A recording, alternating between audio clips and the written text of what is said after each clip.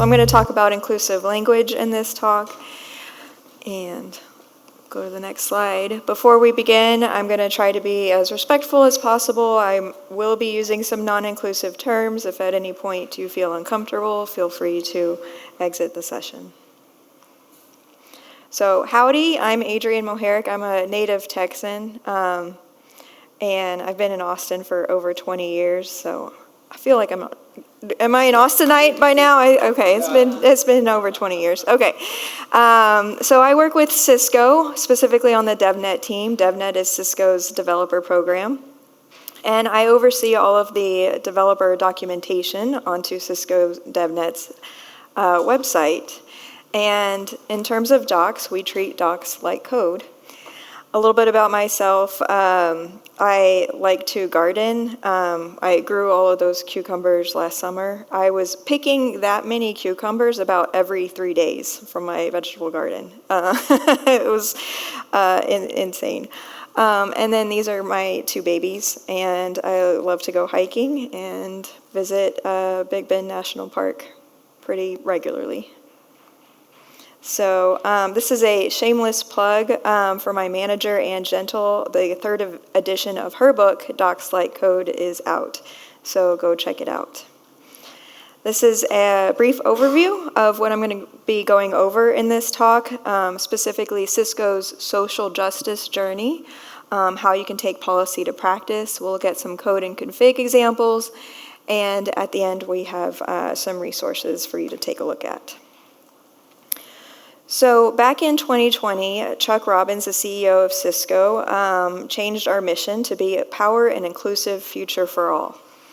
And with that, he rolled out 12 social justice actions. Number 12 is the one that we'll be focusing on today, which includes inclusive language. In inclusive language, our goal is to implement Cisco's inclusive language policy, build employee awareness, drive compliance, engage the community and share best practices, and embed a culture of belonging. So what does inclusivity mean? Well, it can mean a lot of different things, such as gender neutrality. So if you enter a meeting and say, hey guys, I definitely do that all the time and it's a really hard habit to break, but you could say howdy, hey y'all, if you're Texan. Hello folks, everyone. Just remember to be respectful of language and remember that people come first. We are humans, we are not humans, humans are humans, not abilities or diagnoses. And also inclusive representation and accessibility. So policy to practice. So how would you actually go about implementing a policy? So what Cisco has done is identified these terms, master, slave, whitelist, and blacklist, and has decided to replace them and provide alternate words that can be used, such as primary, secondary, or controlled data, or allow list and block list. There are plenty of other words to consider, so we recommend prioritizing those words. Tier 1 means replace immediately, Tier 2, strongly consider replacing, and Tier 3, recommendations to replace. So we recommend prioritizing those words in a word list. This is taken from the Inclusive Naming Initiative, which you can find at inclusivenaming.org. You can even have a no-change word list. These are the words that we debated and decided not to change. You can document those as well. And since we are at an API conference, why not treat this word list as an API contract? Why won't you can document those words, create versioning, backwards compatibility, and a roadmap. So what does that look like? So this is an example of a document that is on the Cisco website where the previous field name was master device, and as of version 7.1 going forward, the new field name will be control device. So in our documentation, we've clearly stated this is the version that the name will be changed to. And where can we apply policies on inclusive language? So not only our documentation, you can look at our internal code, internal tools, product output, and customer interfaces. And I like to treat this as, or view it as a project management process. So identifying stakeholders, who are the project managers, getting an inventory of all of the places where these non-inclusive terms can be replaced, and then categorizing those, where you're finding those non-inclusive terms, coming up with a plan, and tracking it. So let's go ahead and look at some code and config examples. So what we have are 4 different buckets. We have category 1, 2, 3, and 4. Category 1 could be variable names in your internal code or comments that if you change them wouldn't have much impact. Category 2 would be like changing your CLI or API or your schema. If you happen to change the terms in either of those, you'll definitely want a versioning strategy. You'll want to create a new version and deprecate the older version. So some changes to make are easier than others. This is an example of a category 1 example where the term slave is in the comment. Assuming that this script isn't then auto-generated to create an OAS spec from the comments, this would be something easy to replace. We have an open source inventory tool available on GitHub. What it will do is allow you to search your entire org on GitHub for specific non-inclusive terms, and also identify any repos that are currently using master as the default branch. So it's just a simple Python script, and I'm going to go ahead and run the demo, and hopefully it works. So if you go to the inclusive language repo, clone it, you'll want to copy these variables and let's see, into the config.python file. As you'll notice, you'll need a personal access token. So you'll need to go ahead and generate a personal access token.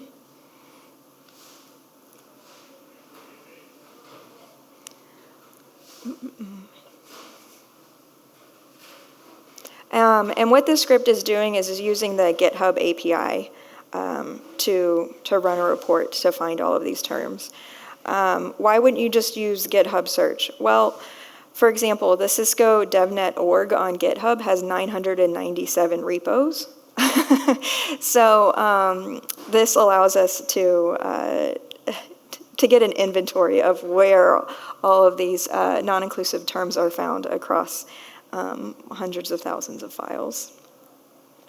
So once you've copied your personal access token, you'll go back up to the config.python file and paste it in. This access token has already expired, so that's why you're allowed to plainly see it. Since it's a Python script, we're going to go back to the README file and look at the next steps.